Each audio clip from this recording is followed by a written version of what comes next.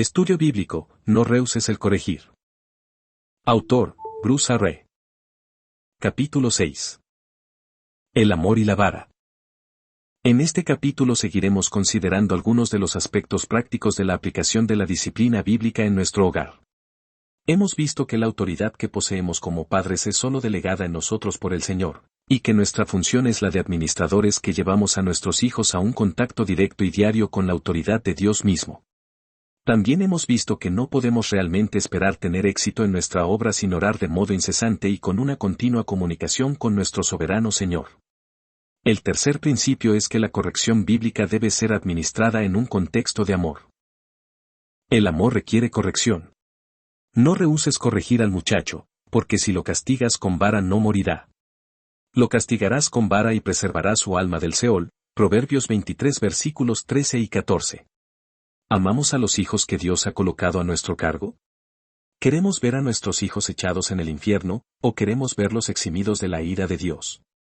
Si los amamos y queremos verlos eximidos, Dios nos dice que tenemos que administrar disciplina. La corrección es una evidencia de amor. En Proverbios capítulo 29 versículo 15, escribe Salomón, la vara y la corrección dan sabiduría, mas el muchacho consentido avergonzará a su madre. ¿Queremos que nuestros hijos sean sabios? ¿Queremos que estén llenos de la sabiduría de Dios? No podemos ayudarles sin aplicarles disciplina bíblica. No podemos ayudarles aparte de que la vara vaya acompañada de la reprensión verbal. La vara y la reprensión dan sabiduría. De nuevo Salomón nos dice en Proverbios 19:18, castiga a tu hijo en tanto que hay esperanza, mas no se apresure tu alma para destruirlo. ¿Ves cómo es necesario administrar disciplina? Es literalmente una cuestión de vida o muerte. ¿Amas a tus hijos? Entonces, disciplínalos en tanto que hay esperanza.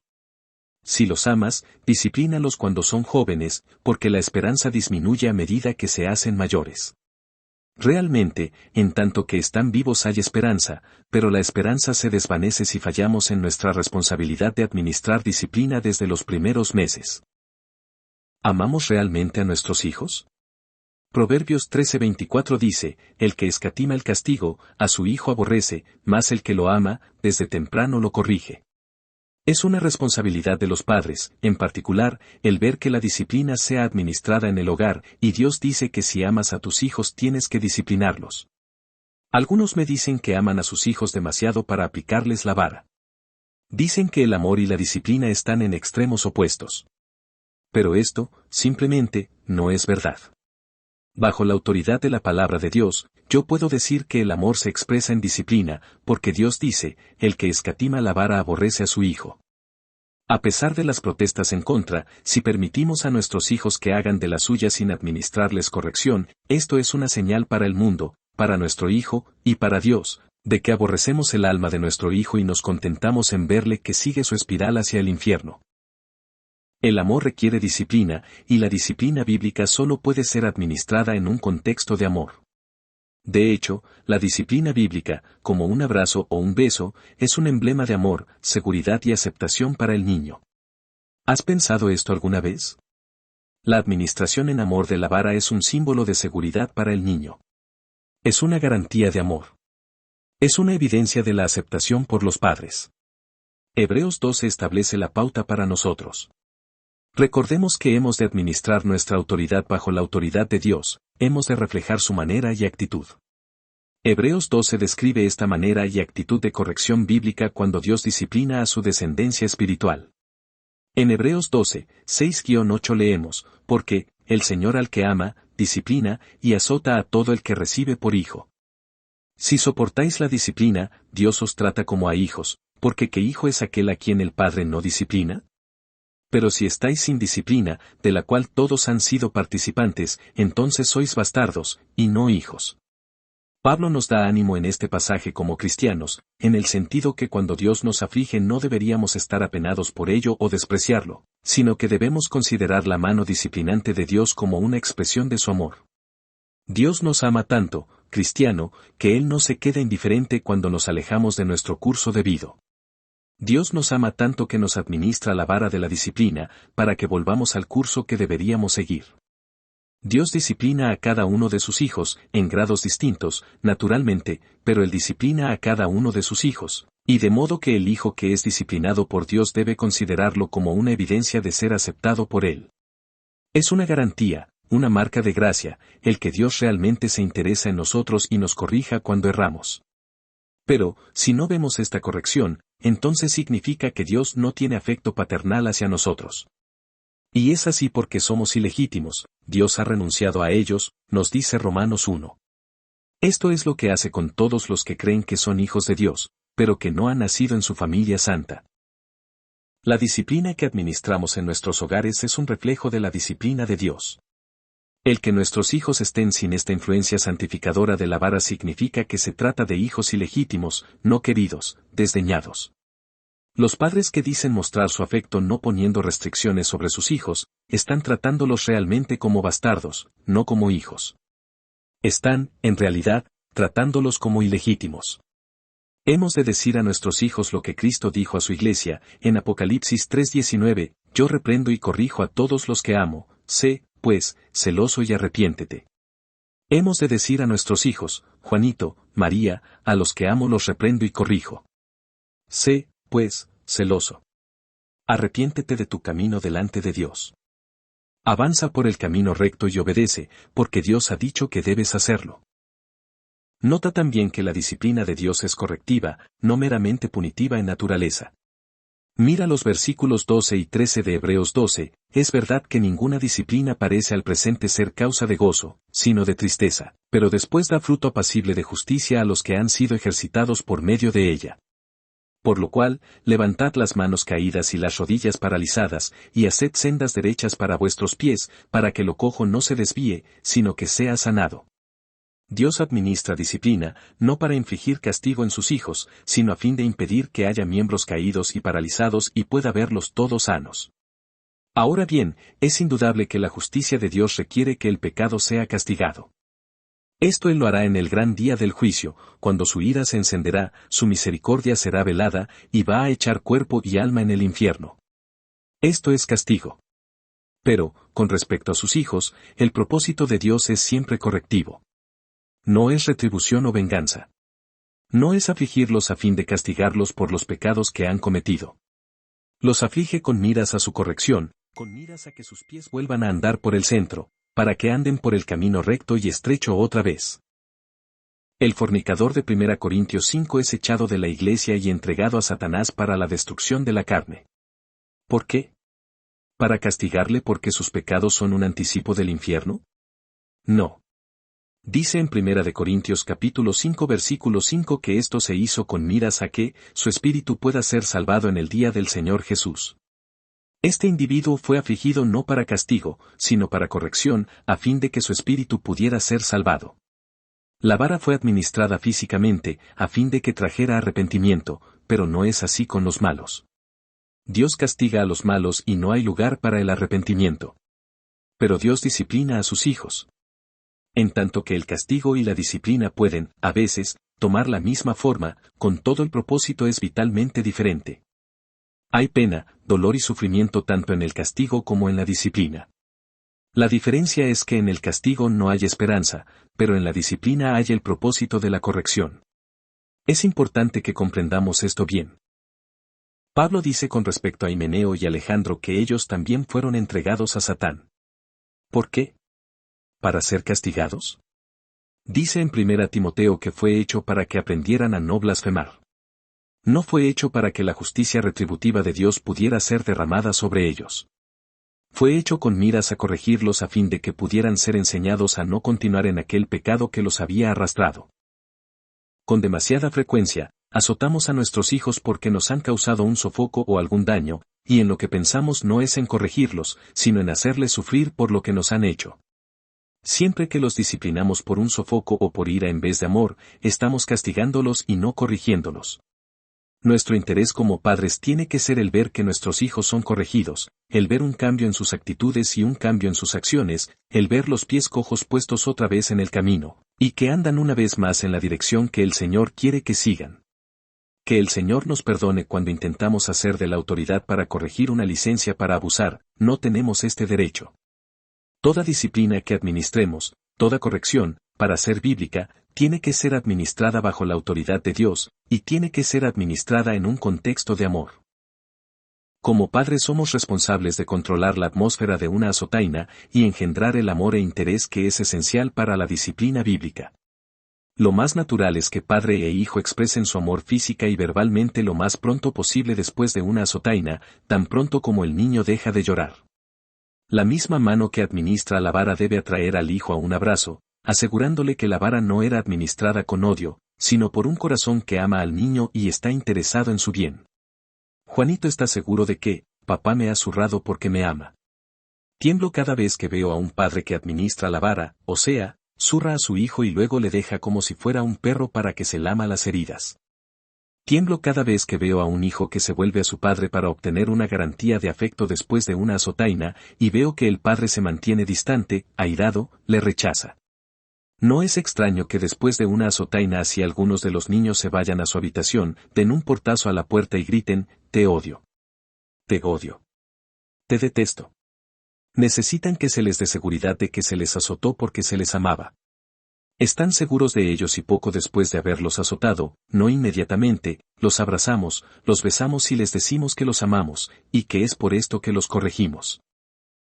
¿En qué forma la frialdad, la ira, la tensión y la hostilidad que se nota entre padre e hijo puede reflejar la actitud de Dios al disciplinar a sus hijos espirituales? En forma alguna. Nunca hemos sido disciplinados de esta forma por Dios. Dios nunca nos ha afligido y luego nos ha abandonado. ¿Lo ha hecho? Reto a quien sea, que conozca a Jesucristo, a que diga, Jesucristo me disciplinó y me abandonó. No podemos decirlo. Por otra parte, si preguntáramos a algunos niños, ¿cuántos de vosotros podéis decir que vuestros padres os han disciplinado y luego os han abandonado, os han hecho sentir que el mundo se os cae encima, y no haya quien acudir para hallar cobijo después de la tormenta? ¿Cuántos de nuestros hijos dirían, es verdad, esto es exactamente lo que sucede? Nuestra responsabilidad delante de Dios es administrar corrección bajo su autoridad, reflejando de modo exacto la manera en que Él disciplina a sus amados en amor. La corrección bíblica solo puede ser administrada en un contexto de amor, todo lo demás no es corrección bíblica. Puede ser disciplina, o puede ser corrección, o puede ser una influencia correctiva, pero no es corrección bíblica. No es obedecer los mandatos de Dios. Otro principio de la disciplina bíblica es que la corrección física tiene que ser administrada con suficiente firmeza. Aunque ha de ser administrada bajo la autoridad de Dios y en un contexto de amor, con todo ha de ser hecha con suficiente firmeza para ser una lección. De nuevo, hemos de observar el método con que Dios disciplina a su pueblo, a fin de ver cómo hemos de corregir a nuestros hijos. En Hechos 5 tenemos el caso de Ananías y Zafira, un hombre y una mujer que mintieron al Espíritu Santo y que cayeron fulminados por Dios como un ejemplo para la iglesia. ¿Lo tomaron los creyentes como una ligera reprensión? ¿Se fueron riendo porque habían sido azotados por el Señor? Hechos 5:11 dice, y vino un gran temor sobre toda la iglesia, y sobre todos los que oían estas cosas. Cayó un gran temor sobre la iglesia, la disciplina hizo el efecto deseado. Nadie, a partir de entonces, iba a mentir al Espíritu Santo. La corrección fue administrada firmemente para el bien de la iglesia. Cuando nos llevamos a un hijo aparte para zurrarle, ¿se va después riendo? ¿Se ríen sus hermanos con él? ¿Cree toda la familia que es un motivo de jolgorio? Algunas veces no vemos el efecto deseado en la corrección porque no administramos la disciplina con suficiente firmeza. En 1 Corintios 11, algunos de los miembros de la iglesia de Corinto despreciaban o trataban de modo vergonzoso el cuerpo de Cristo o a otros miembros de la iglesia. Este abuso tenía lugar en relación con la cena del Señor. Algunos se emborrachaban y llenaban su estómago, en tanto que en el lado opuesto de la mesa otros no comían ni bebían nada en la fiesta o ágape que precedía a la celebración de la ordenanza misma. Por tanto, Dios disciplinó a la iglesia de Corinto. ¿Qué forma tomó esta disciplina? 1 Corintios 11, 30-32 dice, por lo cual hay muchos enfermos y debilitados entre vosotros, y bastantes duermen. Si, pues, nos examinásemos a nosotros mismos, no seríamos juzgados, mas al ser juzgados, somos corregidos por el Señor, para que no seamos condenados por el mundo. Esto no era para castigarlos, sino para corregirlos. Ahora bien, esta es una manera firme de disciplinar. Era una lección áspera para aprender, pero el principio que se reforzó y la iglesia corregida. Dios, a veces, ha tenido que matar a algunos con miras a disciplinar o corregir a sus propios hijos. Cuanto menor aflicción es la disciplina que Dios nos manda que infringamos con la vara. Tú y yo no podemos disciplinar con la muerte, no tenemos este tipo de autoridad. Ni tenemos autoridad para infligir enfermedad en la corrección de nuestros hijos. Dios nos ha dado la vara, y esto significa que hemos de disciplinar. Es mucha menos severa que la muerte y la enfermedad, pero si Dios, a veces, ha considerado necesario llegar a causar la muerte y la enfermedad con miras a disciplinar a sus hijos, entonces, nosotros no hemos de escatimar la vara. Aunque le castigues con la vara no morirá. Puede parecerlo a los oídos presentes, pero no hay tal, tú le castigarás con vara y librarás su alma del Seol. También en Proverbios 19:18 leemos, castiga a tu hijo en tanto que haya esperanza, y no escatimes la corrección porque llora, traducción moderna. Un hombre que es un hombre no puede administrar disciplina sin sufrir al hacerlo. Le duele ser la causa del dolor de su propio hijo que es sangre y carne propias. Pero Dios dice, no escatimes la corrección porque llora. Si le azotas llorará, pero no va a morir. La disciplina tiene que ser administrada con firmeza suficiente. Indudablemente, no es posible establecer un estándar o norma de firmeza y decir que la azotaina tiene que ser de tantos kilovatios. No hay una medida, y no tiene por qué haberla, porque todas las fuerzas implicadas son variables. Cada uno de nuestros hijos tiene un umbral diferente de tolerancia al dolor. El padre tiene una mano más dura que la madre. Simplemente no podemos medir la disciplina con una unidad de firmeza. He visto a algunos padres disciplinar a sus hijos dándoles una ligera palmada a las posaderas que no habría aplastado una mosca si se hubiera encontrado en el punto de aplicación de la palmada. Algunos padres disciplinan a sus hijos con lo que yo llamo toques de amor. Esta disciplina está condenada al fracaso. No produce pena, aflicción o arrepentimiento en los niños. Siguen con lo que hacían, y los padres se preguntan por qué. Esto es, Judy está cansada, es por esto que se porta de la manera que se porta. No responde a la disciplina esta noche porque está cansada o no se siente bien, o porque tiene esta o aquella dificultad. Disculpamos a nuestros hijos cuando no tenemos necesidad de buscar excusas, sino de administrar una disciplina firme a la que tengan interés en responder. Toda corrección que quiera ser llamada disciplina bíblica, como es natural, tiene que estar a la altura de los estándares de la disciplina bíblica. En Hebreos 12:11 descubrimos los requisitos mínimos de la disciplina. Es verdad que ninguna disciplina parece al presente causa de gozo, sino de tristeza, pero después da fruto apacible de justicia a los que han sido ejercitados en ella. Hay dos requisitos para la disciplina bíblica establecidos en este versículo. ¿Los ves? El primero es, ninguna disciplina parece al presente ser causa de gozo, sino de tristeza. No puede haber disciplina a menos que se cause tristeza. ¿Se ríen o bromean nuestros hijos cuando los disciplinamos? Entonces no estamos zurrándoles con bastante energía. ¿Se enojan o protestan contra nosotros? No quiero una azotaina. No te quiero. Eres muy malo. Entonces es que no les hemos disciplinado de modo bastante firme. Las marcas de la disciplina bíblica son tristeza y dolor, no risa o ira. Padres, no provoquéis a ira a vuestros hijos, sí, pero los provocamos a ira siempre que fallamos en disciplinarlos con suficiente firmeza. Cuando des una azotaina demasiado fuerte no verás ira, no tienen la voluntad de enojarse. Está demasiado abatido para hacerlo. Hemos de aprender el grado suficiente de firmeza, en que ni le azotamos demasiado duro ni demasiado blando. Necesitamos corregir, necesitamos aprender a reconocer, en cada uno de nuestros hijos, el punto en que hemos causado tristeza y aflicción por su rebelión, porque la tristeza y el dolor son las marcas de la disciplina bíblica. La segunda marca se halla también aquí, en el versículo 11, pero después da fruto apacible de justicia a los que han sido ejercitados por medio de ella. Pero después da fruto. Si hemos administrado la disciplina debidamente, después ofrece, no algunas veces, sino sin variar, de modo infalible, el fruto apacible de justicia a todos los que han sido ejercitados por medio de ella. Si causamos solo dolor y aflicción a nuestros hijos, hemos fallado en administrar disciplina bíblica. ¿Estamos estableciendo un estándar elevado? Sí, pero la Biblia establece un estándar para la disciplina, y todo lo que se queda corto de este estándar es menos que disciplina bíblica. Recuerda, el motivo supremo de la disciplina bíblica es llevar al niño a una relación de subordinación a la autoridad de Dios. Todo nuestro propósito en usar la vara es llevarte a la obediencia de los mandamientos y preceptos de la palabra de Dios. Habiendo administrado la vara, ¿nos obedece ahora nuestro hijo o está todavía en actitud de rebeldía? Hace inmediatamente, y sigue haciéndolo luego, aquello que se le mandaba y no quiso, por lo cual hubo que disciplinarle. ¿Está todavía en estado de rebeldía? ¿Es todavía reacio a obedecer? No hemos sido bastante firmes si hay todavía rebelión en su corazón.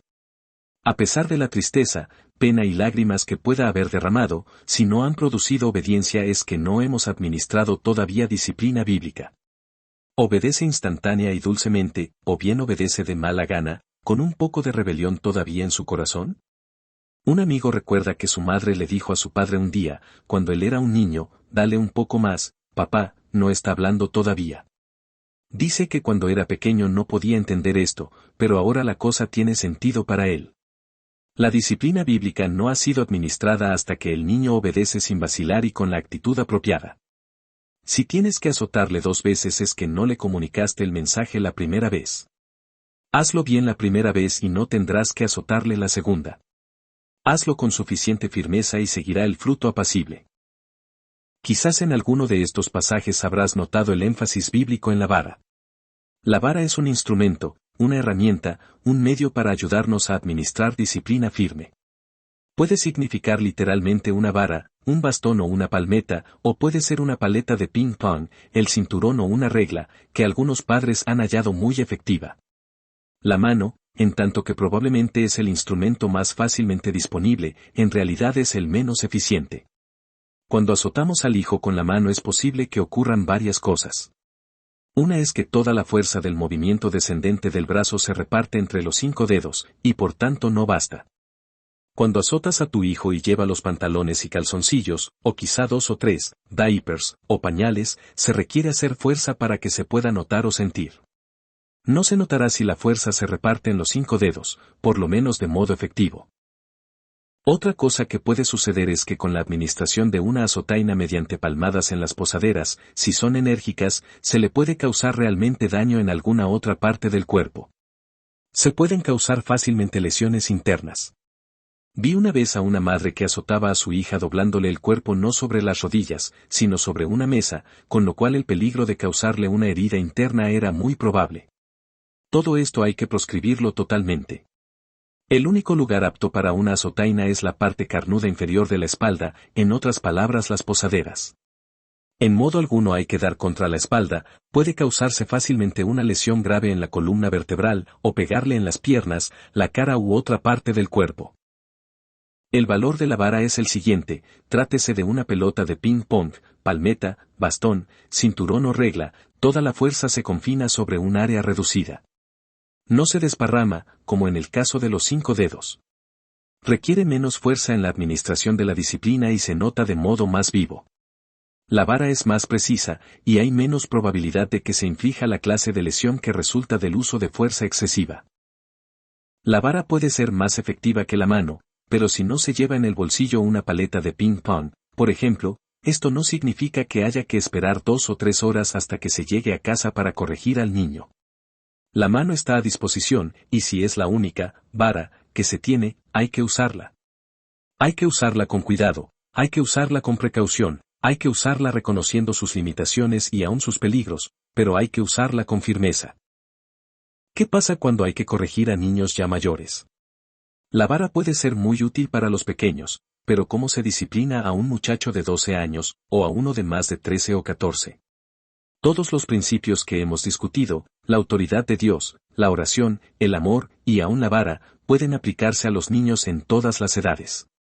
13 y 14 años y aún más, no son excepciones de la regla.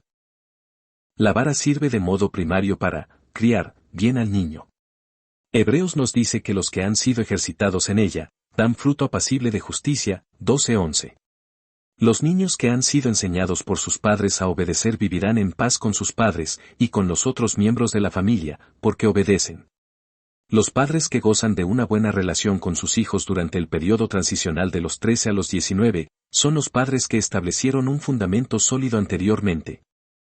Los años de la esperanza verdadera, Proverbios 19-18, son realmente bastantes menos de lo que muchos piensan. El primer día que el niño va a la escuela, muchos de los rasgos del carácter del niño ya se han solidificado. El árbol añoso se inclina en la misma dirección en que lo hacía el arbolito. El niño que se imaginaba historias inverosímiles en el jardín de infancia será el mentiroso de la escuela secundaria. Es por esto que es de especial importancia empezar a disciplinar a los niños escrituralmente de modo inmediato, tan pronto como nacen. Más tarde será mucho más difícil y puede incluso ser demasiado tarde. Cuando se usa la vara con diligencia en los años formativos, será necesario hacerlo con menos frecuencia en los años transicionales, pongamos de los 13 en adelante. Pero nótese que digo menos. No es bueno guardarla de modo definitivo. Cuando el niño madura en un ambiente de disciplina amorosa, desarrolla una actitud de obediencia y de sensibilidad con respecto a sus padres. Aprende pronto que este es el camino para llegar a experimentar paz y gozo en el hogar. Cada día se ve directamente puesto delante de lo que Dios requiere de él, y al crecer en su conocimiento y comprensión del Señor y su palabra, se da cuenta que la obediencia es la clave de la paz y el gozo en toda la vida. Confía y obedece porque este es el buen camino. A los niños les gusta contar el himno cuyo coro dice: obedecer y confiar en Jesús. Es la senda mandada para andar en la luz. Y es verdad. No hay otro camino a la felicidad y a la paz que el confiar y obedecer. No hagas caso de los que dicen que la rebelión del adolescente es natural y que estos años son siempre penosos. Muchos adolescentes, en realidad, desean obedecer a sus madres más cuando son adolescentes que cuando eran más jóvenes.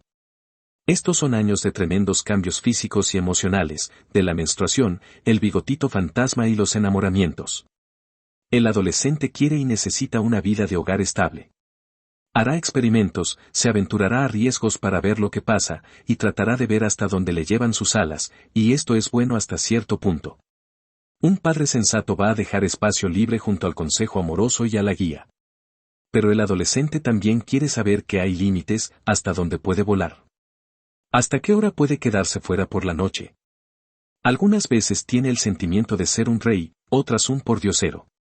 ¿Quiere saber si le amas con los granitos y la sombra de bigote, igual que antes? Necesita sentirse seguro, tener la garantía de que te preocupas de él bastante para disciplinarle cuando yerra. A los que ama, reprende y disciplina. La vara es menos necesaria ahora, porque ya ha sido entrenado a responder con obediencia. La reprensión verbal será suficiente, con frecuencia, para ponerle otra vez en el curso debido. Pero cuando esta falla, significa que es necesario reentrenamiento. Es necesario volver a usar la vara para reforzar físicamente la lección. A él no le gusta la vara, pero todavía la respeta, y va a responder a ella. La vara es un símbolo de tu cuidado e interés amoroso, ha sido entrenado con ello para toda su vida. Las familias que naufragan y van a la deriva son familias que han fracasado en mantener una disciplina amante y consecuente durante los años de la adolescencia. Algunos padres hacen marcha atrás cuando el chico se hace un gigante y hace gimnasia y levanta pesos. Se olvidan de que la autoridad que tienen y deben ejercer los padres se la ha delegado Dios, no es suya porque sean mayores o más listos. El muchacho se queda confuso cuando sus padres aflojan, ¿es que ya no le aman? Esta semilla de duda puede crecer y hacer una raíz de amargura, que tardará años y décadas en curarse, si es que se puede curar. Pero, ¿la vara?